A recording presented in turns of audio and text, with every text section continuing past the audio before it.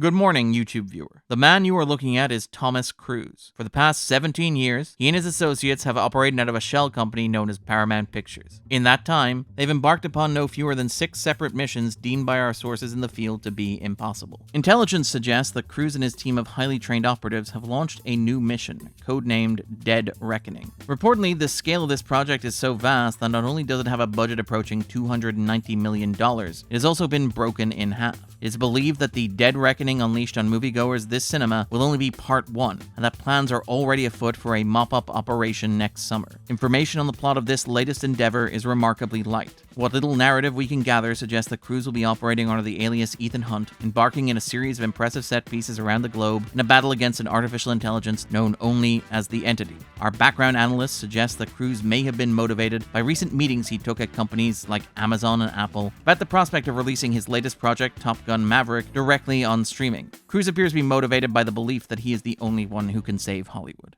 We are creating thousands of jobs, you Still, the details of the plot behind this Dead Reckoning Part 1 are largely incidental. Cruise is reportedly working with a number of long-term associates, with the entire operation directed by Christopher McQuarrie. McQuarrie has operated with Cruise for well over a decade, dating back to their collaboration on Valkyrie. A writer by trade, McQuarrie understands the assignment in front of him. You can expect him to have constructed a propulsive high-stakes espionage adventure. His scripting is clean and efficient. He doesn't leave a mess. What makes Cruise and his colleagues such a threat to many of their competitors is a reliance on practical effects and a commendable sense of scale. So many modern operatives in this field rely heavily on computer-generated imagery and clutter their narratives and their frames with noise. Cruise and McQuarrie are the real deal. Cruise's craft has always been ruthlessly streamlined, a delivery mechanism for high-octane action in its purest form. Suspense, tension, spectacle, and thrills are the name of the game here. Our sources suggest that Cruise, now 61, may be feeling nostalgic for past Missions Impossible. McQuarrie has taken several cues from Brian De Palma. Operatives in the field can expect Dutch angles, an epic finale involving a train, and the involvement of Henry Czerny, codename Eugene Kittredge. To the credit of Cruise and his associates, Dead Reckoning succeeds where other recent nostalgic cash grabs like The Flash have failed, simply by prioritizing the quality of the project on which he's working ahead of slavish invocation of the past.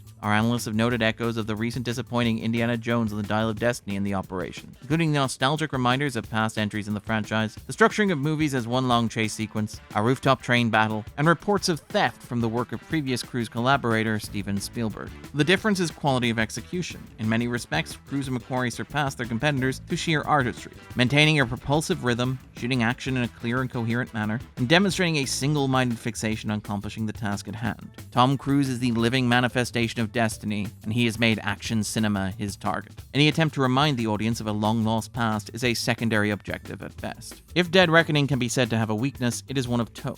Our sources report that Dead Reckoning is the most overtly comedic of these projects since Ghost Protocol. While levity is welcome, the balance needs to be carefully calibrated. McQuarrie builds to several key dramatic and character beats that jar when played against the movie's slapstick comedy. This is a minor design flaw, an otherwise deadly and efficient weapon. Cruise and his team may not have executed Dead Reckoning to the highest standards of their previous operation, codenamed Fallout, but they are still a force to be reckoned with. Few films this summer stand any chance against it in direct confrontation. Dead Reckoning Part 1 is an argument that only Tom Cruise can save Hollywood from the algorithm. Based on the data that we have been able to gather, he may be right. Your mission, should you choose to accept it, is to watch Mission Impossible Dead Reckoning Part 1 on as big a screen as possible when it releases on July 14th, 2023.